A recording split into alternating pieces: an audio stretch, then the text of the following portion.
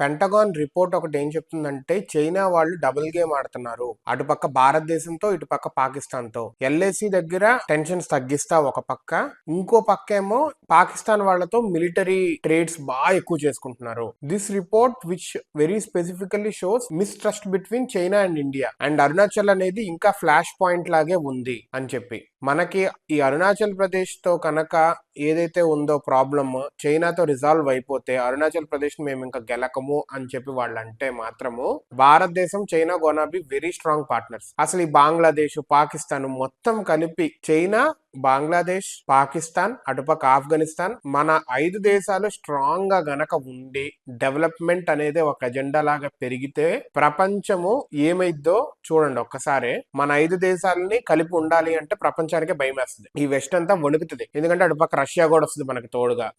దగ్గర సగము ప్రపంచంలో సగం అనేది ఇక మనమే ఉంటాం స్ట్రాంగ్ గా. ఈ చిన్న చిన్న ప్రాబ్లమ్స్ ని సాల్వ్ చేసుకుంటే మాత్రం ఆసమ్ ఉంటది. అండ్ చైనాని నమ్మటానికి కూడా లేదు. ఎప్పుడే వాళ్ళు ఎలా బిహేవ్ చేస్తారో మనకు తెలియదు.